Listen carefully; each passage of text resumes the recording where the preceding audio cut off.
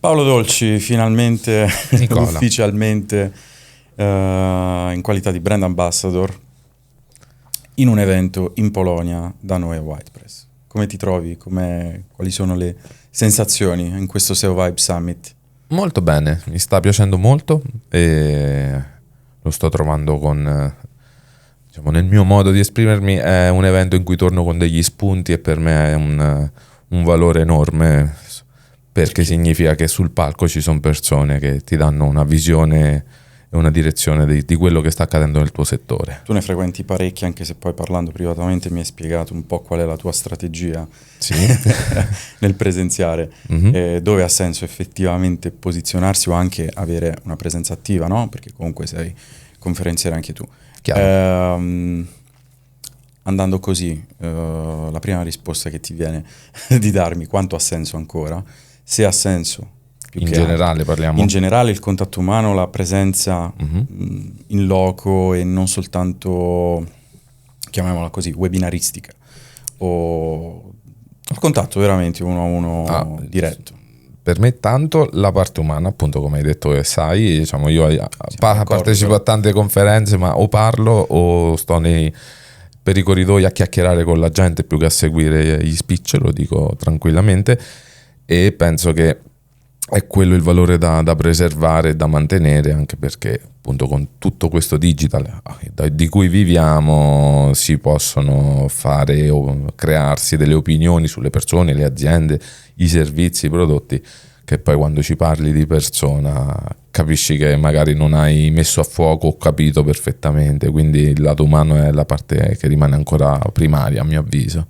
E continuando su questo tema, pensi che tu comunque con VP SEO sei da 13 anni che esistiamo, sì. Con tutti i cambiamenti che abbiamo visto nello scenario, soprattutto da 3-4 anni in qua, esatto. Specialmente, hai notato un approccio diverso alle conferenze in generale, nell'organizzazione o nel presenziare? Nelle persone, pensi? Perché parliamo sempre di digital, di algoritmo, di ottimizzazione, però come ci ha cambiato questa cosa a livello umano, secondo te? La buttiamo un attimo sul filosofico, ma poi lo sai che ti devo... Sì. No, allora ha cambiato, sì, ci metterei anche il fenomeno Covid, se devo dirla, proprio per avere una lettura, come dire, oggettiva secondo il mio punto di vista. Sicuramente con il Covid è sceso, sono calati gli eventi dal vivo perché si possono fare in streaming, mi posso risparmiare centinaia d'euro tra viaggio, alloggio, diciamo. Quindi sicuramente sono cambiati. Sicuramente le persone vanno solo a quelli dove, come ho detto prima, speri di tornare con degli spunti, e se non sono in streaming, perché se sono in streaming credo che già una buona fetta, come dire, lo segue con un occhio mentre lavora l'evento. Chiaro. Ma il valore secondo me che porti a casa è estremamente diverso di quello che poi capisci, comprendi, interiorizzi, diciamo così. Ti è sembrato di avere un'impressione diversa all'estero rispetto a quella che è la tendenza italiana, no? Perché la faccio spesso anche agli altri colleghi internazionali che trovano la stessa problematica, poi si finisce per parlare a se stessi. Secondo me ci sono differenze, poi non so fare confronti con altre nazioni, però diciamo facendo Italia con estero, adesso sembrano i luoghi comuni che tanto li diciamo più o meno tutti, ma sicuramente diciamo che quello che percepisco è che andare su un palco all'estero ci vai per dire qualcosa di nuovo, andare su un palco a volte in alcuni palchi, adesso senza entrare troppo, in Italia è più cioè non è per fornire valore, ma è per esserci stato come conferenziere per l'ennesima volta, eccetera. Però a volte diciamo non c'è, come dire, tra un anno e l'altro non c'è quel valore aggiunto, quello studio alle spalle di chi parla che fa vedere che, come dire, è successo qualcosa. A volte è lo stesso, è la stessa ricetta aggiornata al 2025, poi al 2026. Però avevi bisogno di avere un timbro sul lo percepisco così, poi sono uno di quelli che anch'io partecipo, quindi stesso, non è che faccio l'ipocrita. Chiaro. Però diciamo, ecco, quando vado cerco di portare qualcosa, se no non so proprio che... Cioè, se devo andare a dire che la SEO è importante, che Google è importante, diciamo, le solite cose, diciamo, io spero che chi va a quelle conferenze, diciamo, le dovrebbe già sapere, anche lui, almeno io vado con lo spirito che devo tornare con gli spunti, come dicevo prima. Tu mi dicevi ieri proprio su questa cosa della decisione ti chiedevo, no? Come mai non hai deciso di percorrere una carriera in agency e di andare a prendere la tua strada, aprire VP SEO e quindi imprenditorialmente buttarti nello scenario e Come cosa è successo? Sì, cosa è successo? Perché avevi un percorso da informatico, assolutamente. Sì, assolutamente tecnico di vari esatto, tipi, con consulenza livelli. anche sulla sicurezza, sull'hacking, sull'anti-hacking, eccetera. Si mi dice che hai palleggiato un po' da tutte e due le una linea, parti. Una linea di confine molto labile, diciamo, passare da una parte all'altra, sì. E com'è successo? Ho fatto anni, parecchi anni, adesso non ricordo quanti, credo 15, da dipendente in aziende, come dire, quelle che mio padre direbbe: wow, sei sistemato figlio mio, legati a questa azienda e non mollarla mai più. Io purtroppo sono curioso, anzi per fortuna sono curioso, quindi se dopo 2 o 3 anni ormai ho il mio ruolino e non c'è stimolo, non c'è novità, accuso. Infatti ho cambiato in quei 15 anni, non so quante aziende ho cambiato per scelte mie. E da tecnico mi sono reso conto che non mi piaceva più il lavoro dipendente, diciamo. Ho trovato aziende che non mi hanno fatto piacere il lavoro dipendente, credo che sia più corretto dirla così. E quindi ho iniziato a investire, come tutti, su me stesso, diciamo, impariamo cose nuove per motivi, l'hacking che hai citato prima. Avevo un blog con la scusa di raccontare l'hacking ho iniziato a fare SEO perché volevo che qualcuno lo leggesse. Ho investito sulla SEO e ho scoperto che sui palchi di dove ho investito, diciamo, sentivo cose che adesso non vorrei fare il fenomeno, ma non mi è, cioè, il pensiero è stato, cioè, questo è sul palco, io la so già questa cosa, quindi tanto vale che posso essere un professionista del settore, investo. Poi in solitaria oppure, come dire, indipendente o agenzia, e appunto era perché dal lavoro dipendente non volevo più essere dipendente. Sul consulente da solo o con dipendenti vari, di più di meno come negli ultimi anni, perché, diciamo, mi è sempre piaciuta l'idea di costruire qualcosa con altre persone, diciamo, non essere il solitario direttamente sì, esatto, al panorama. Però parlando di panoramica, in questi 13 anni ne hai viste di tutti i colori. Direi... soprattutto se ci stringiamo un attimo, non voglio risalire neanche a BERT, al 2020, quindi 3 anni LLM. Direi che purtroppo dobbiamo parlarne, e quindi tu hai un punto di vista estremamente radicale. E infatti, quindi si dice che adesso il digital marketing debba essere everywhere. Quindi multimodalità, omnimodalità, omnicanale, esattamente. E la SEO è morta, la SEO non è morta. Ci stiamo girando attorno. Geo, AEO, AIEO, che vabbè. Vai. Io farei A, E, I, O, U. Esatto, abbiamo fatto le vocali. Le mettiamo tutte.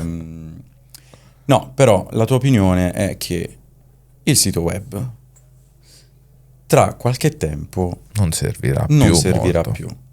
E allora io ti direi di dirmi perché, quando, più o meno, e come si navigherà, si acquisterà, perché poi parliamo di quello. No, secondo me tutto no. Vabbè. Vai, dimmi il tutto no. Perché... la mia visione sarà che, appunto, da nerd informatico, quindi ho visto tanti film che facevano vedere il futuro 20 anni fa e ora sembra che un po' ci siamo dentro.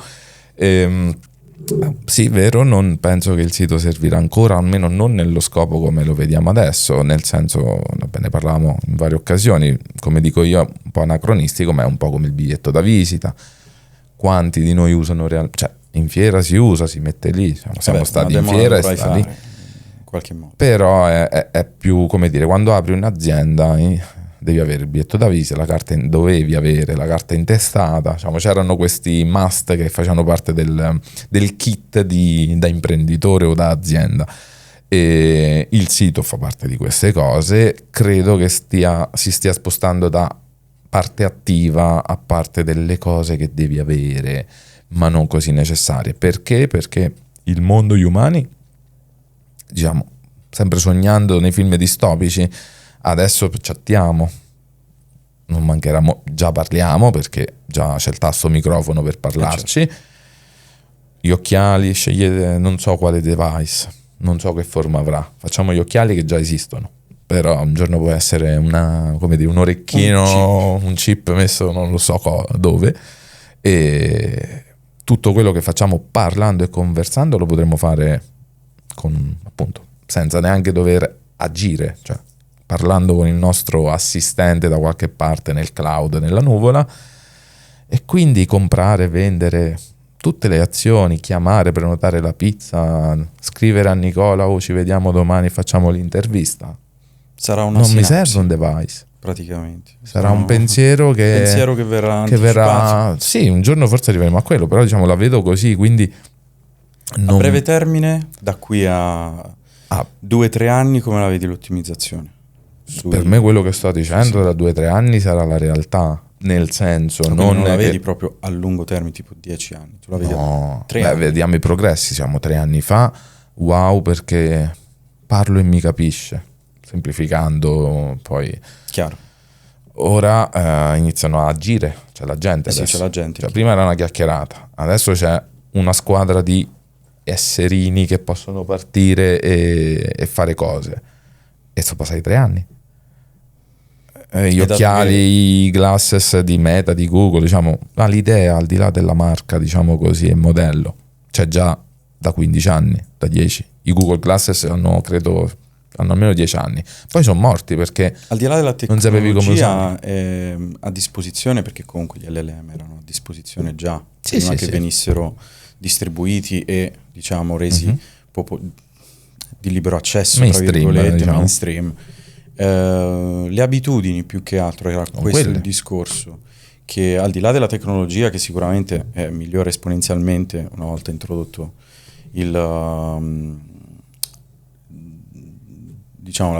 trovata la pietra angolare che ti fa spostare effettivamente punto d'azione, punto di vista, però le abitudini effettivamente sono già così diverse rispetto a 4 anni fa, secondo te? Assolutamente sì. Se prendiamo Google, hanno fatto il Google I.O. 2 giorni fa, credo, 3 giorni fa, la ricerca sta cambiando, tutto sta cambiando, eccetera. Google credo che sia un ottimo, anzi non credo, sono convinto proprio che sia un ottimo riferimento dei comportamenti umani. È una buona cartina ha abbastanza dati statistici giornalieri, abbastanza numeri di persone, da abbastanza culture diverse per poter dire il mondo sta andando o non andando in una direzione. E se Google, diciamo, ha annunciato, poi al di là del cosa annuncia e cosa fa Google, ma quello aprirebbe un altro podcast probabilmente, che la ricerca sta cambiando, che ora le pagine verranno, come dire, i famosi 10 link blu più quelli a pagamento svaniranno definitivamente. Penso che non serve a Paolo, lo dico così, a confermare che il mondo sta cambiando, le abitudini stanno cambiando, tutti noi ora chiediamo alla nostra, anzi, qualcosa, perché ormai ci capisce. Non chiediamo qualcosa, chiediamo di fare qualcosa. O di fare, o di decidere al posto nostro. E quindi stanno cambiando in 3 anni tutto questo. Cioè, se il cellulare ci ha messo 15 anni a cambiare lo smartphone, anzi, non il cellulare. Lo smartphone ha messo 15 anni a cambiare abitudini, culture, usanze, come interagiamo tra persone. Le AI mi sembra che stiano dimostrando che già in 3 anni siano penetrate abbastanza nella cultura umana. Sui tempi hanno fatto in un terzo del tempo. Quindi per la mia visione è, se in 3 anni siamo passati da chatto con un robot e mi capisce, che bello. Chiaro. Il robot mi capisce e fa cose che gli dico di fare. O mi anticipa. Nel bisogno. Chiaro. Adesso i vari MCP, UCP può comprare al posto mio. Diciamo, la mia visione è: il sito non serve più, se prendiamo un LLM ci mettiamo la nostra carta di credito, il nostro indirizzo di casa, una paginetta business per avere una presenza business tipo LinkedIn, una paginetta tipo social, tutto quello che facciamo col web è lì. E quindi tu immagini una pagina? No, come immagino non so, ma concettualmente con tutto questo messo in ChatGPT o Gemini, io non vedo cos'altro, non c'è un'azione che facciamo online che non si farebbe con questo oggetto, chiamiamolo oggetto, per come la vedo io, estremista, ma cioè io ci spero, detto in tutto ciò da nerd, io spero che sarà così perché è molto bello. Però marketing è un po' più complicato. Lato professionale sarà complicato effettivamente. Lato marketing sì, infatti diciamo dove, cioè il sito, tornando alla domanda del sito, cioè, servirà per l'umano per dire ho incontrato Nicola WhitePress, fammi vedere chi è WhitePress, ma come dire, se devo comprare da WhitePress, diciamola così, avete la piattaforma appunto, al mio agente, che forse la stessa WhitePress avrà dovuto fare per adattarsi al mercato, o l'MCP come si chiama ora, ma sono passati 3 anni, quindi le evoluzioni che ci possono essere può essere enormi in poco tempo. Sarà comprami il link per il sito X e basta, l'ho pensato e qualcun altro ci sta provvedendo al posto mio. Non so come reagire a questa cosa, se appunto da nerd anche io abbastanza affascinato su tutte le ipotesi, no, futuristiche, oppure dire cavolo. Da un punto di vista di marketing, diciamo, di questo stiamo parlando, preoccupante. No, cambieremo anche noi, troveremo altro sicuramente da fare probabilmente. Sì.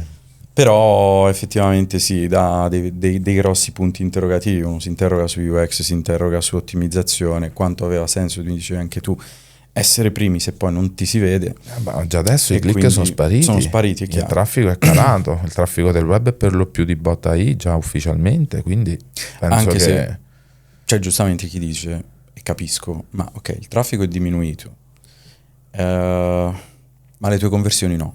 No, sono d'accordo, migliora la qualità. Perché ora il giorno che entro nel tuo negozio, cioè nel tuo sito, ormai sono parlato col il mio Alfred di Batman, diciamo, con la mia AI, che mi ha convinto che devi andare in quel negozio, lì c'è il prodotto che cerchi, è il più adatto a te, ho già verificato, costa X, è disponibile. E tutto questo lo fa la gente con un MCP, già adesso lo può fare, tutto quello che ho appena detto. E quindi tu esci, vai sul sito, neanche ti rileggi se è tutto vero, perché abbiamo anche perché altrimenti non ha senso avere un assistente se non mi fido dell'assistente. Quindi se lui mi ha detto vai e fai, io entro e pago, perché ora non possono ancora pagare, sempre collegandomi, però diciamo esiste già tutto per fare quello che dico, sogno tra virgolette io.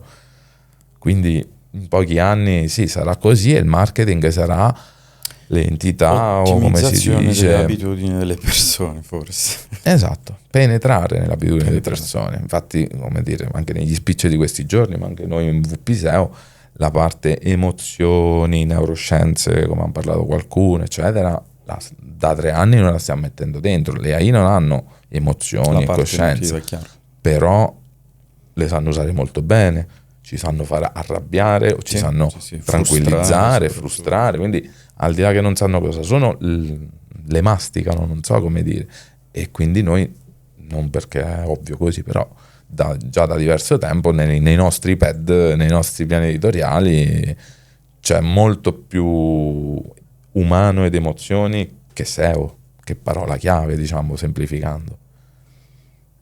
Bene.